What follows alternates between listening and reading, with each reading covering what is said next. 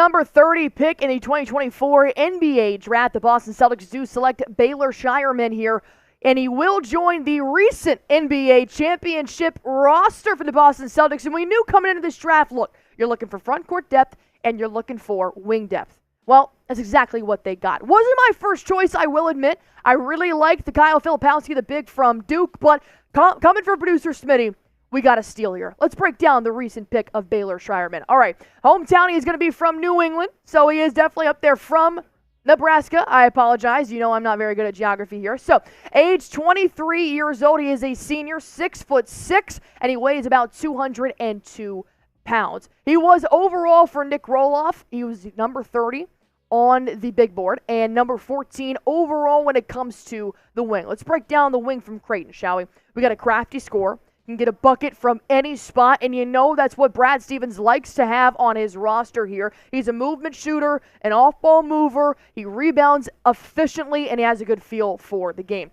And he rebounds extremely well. He's got 9 rebounds per game for his size, and you got to think this isn't the largest guy out there, 6'6", 202 pounds, but still to get 9 boards a game is pretty efficient. Averages about 4 assists per game, so as you guys can see, he can be a facilitator when needed. And 38% from the three-point line is phenomenal. He does excel a little bit when it comes to the catch and shoot, but he also has phenomenal pick and roll skills that give him an additional value to his two-way game. So he's not just going to be your shooting specialist like a Sam Hauser. He's going to provide some movement off ball here for the Boston Celtics on both sides of the basketball.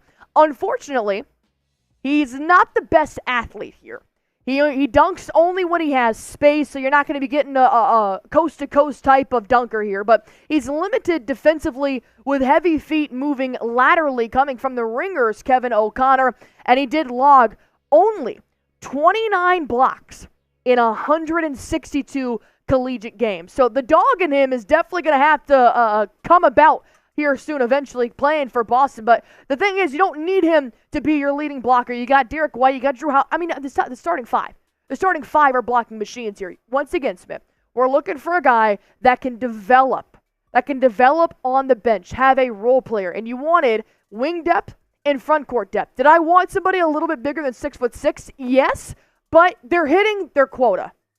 I mean, yeah, I honestly am a huge fan of this pick for Boston. I'm a Big East fanatic when it comes to college basketball. I watched a ton of Baylor Scheierman since he transferred over from South Dakota State last season, played 2 years at Creighton, and he is a guy who can get his shot from just about anywhere. Loves curling off screens, effective on the catch and shoot, but he's not afraid to go down and crash the glass like we've talked about already.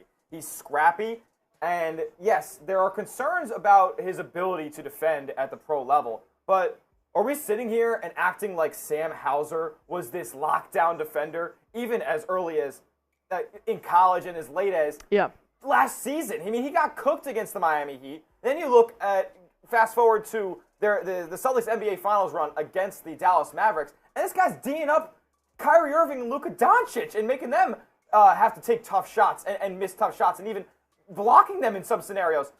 Baylor Scheierman is a older prospect, but he can develop as a team defender, and that's something that Boston is looking to do with their wings. They're looking for guys that can come in and hit the three effectively, but at the same time develop on the defensive end. So I like this pick a lot for Boston. They seem like they're going in the direction where they want more shooting, and they want somebody who can be around for a long time, develop as a defender, and have that effort level be there. Have the intangibles, things you can't teach, like crashing the glass at a high rate, be a skill set for the players that they draft, and Baylor Scheierman is one of those guys. He will be an elite three-point shooter. He really will. And we know that when we just saw Ryan Dunn get drafted a little bit ahead here of the Boston Celtics, it immediately made me think, that's not a guy that Brad Stevens wants on his team. Brad Stevens is a headhunter for two-way players. And the thing with Brad Stevens, and this is why I will forever and always trust his picks, is that Stevens sees abilities before we see abilities here. He extended Peyton Pritchard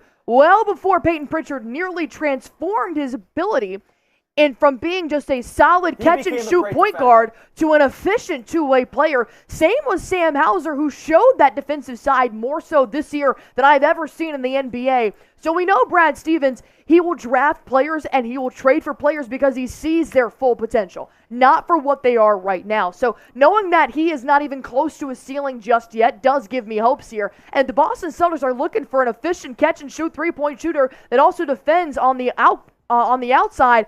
I'm always down for it. And even though it may not have been my big that I wanted, I am okay. I am very satisfied with this pick. I know, as an older prospect here, it's tough to say, oh yeah, he hasn't reached his ceiling yet, and he can't. He's already the player that he's going to be for his career. Celtics have phenomenal training staff. They have a phenomenal coaching staff that, like you said, has made Peyton Pritchard into a two-way player, has made Sam Hauser into a two-way player. They have transformed guys on defense, and I think they can do the same with Baylor Scheierman. You let him watch the town once, and this kid is going to be a menace on defense. Joe Mazzulla is going to play the town on repeat and allow him to get that kind of mentality to go to war. Yep. But he is actually an experienced player, so you can actually look at this as a pro and con. Like you said, he may have already reached his ceiling being a 23-year-old player, almost 24, but he's also has a lot of experience. He's played for 2 colleges, he plays for Creighton, he's played for South Dakota State, so he's been around a couple of programs, and now he's about to enter a championship program, which, like we said, a phenomenal staff that's going to help them transform players. We've seen Peyton Pritchard take that next level. I've seen Drew Holiday at 33 years old to 34 take a next step in his playing style just to fit that mold here with the Boston Celtics. No so doubt. I do think that this kid is going to have a bright future with the Boston Celtics. But I want to hear from you guys. Go ahead and grade this pick. A, B, C, D, or F. I'm going to give it a B.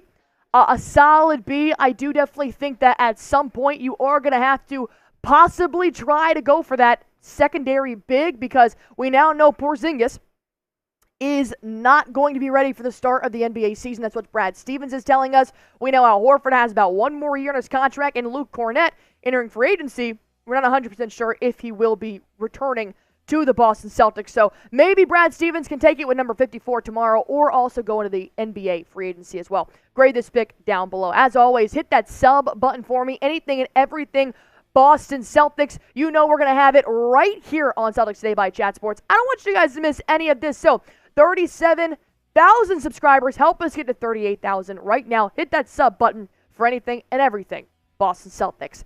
Let's go ahead and touch just a little bit more here. How he fits in with this roster. You got to think, you already got 2 great wings in Jason Tatum and Jaylen Brown, and then you do have Sam Hauser, who can play a little bit of that wing position. But here's what I'm interested in. Oshae Brissett declined his player option. That doesn't mean Brizzy can't come back to the Boston Celtics, but I did know that moving into this draft, knowing that you do have that open position there with Oshae Brissett being your off-the-bench wing guy, and really more so about 8 minutes per game type of bench guy. This isn't a Sam Hauser, but the Celtics do still have several players here under contract. You still have Tatum. You still have Brown at that wing position. Pritchard, White, and Holiday are going to be your backcourt there towards the guards. You got Porzingis and Horford, which Horford we know has moved to the 4 spot. Not going to be your wing because Porzingis obviously has to deal with some injury and recovery here, and then Walsh being your center. But the team options, they do still have Jaden Springer, guard. Neemias Queta, a big. And they got Sam Hauser, a wing. So you did need a little extra depth here because Brizzy decided to decline his player option. He was actually about to be paid $2.8 million, but he had his lowest minutes since his rookie season in 2019 with the Raptors. So Brizzy just wants to see what's out there for him. And I don't blame him at all. But the free agents, here's where that wing starts to come into play. Svi, an unrestricted free agent. J.D. Davison, Drew Peterson. Mainly not so much worried about these 2 players here, but these top 3, we saw Svi get pretty good minutes in blowout type of competition. Joe Mazzulla definitely went to Svi several times here towards the end of ball games. Luke Kornet may not return, and Xavier Tillman Sr. may not return, who can play your 4 spot there. He can come in for Al Horford, kind of that 4-5 position. So they just needed a solid 3-4.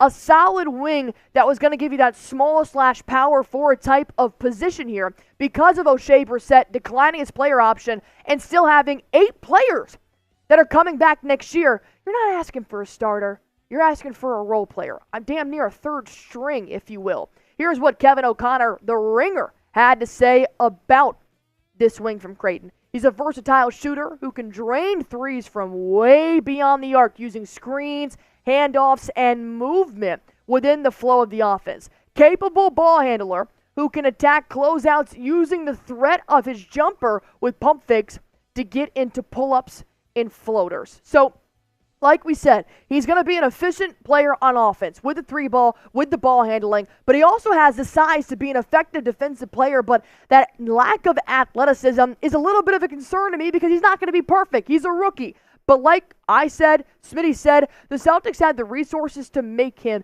an athlete. I do think the defense will develop over time. It took Pritchard a couple of years. It took Hauser a couple of years. But now, I'll take them against the top players in the league, like Luka Doncic in Game 5 of the NBA Finals. So, overall, I still am looking for a big, and that's okay. I may not be satisfied this offseason, but I do like the wing pickup. Yeah, two needs going into this first round of the draft. Front court depth and wing depth. Wing depth is checked off with a very good option here at pick number 30.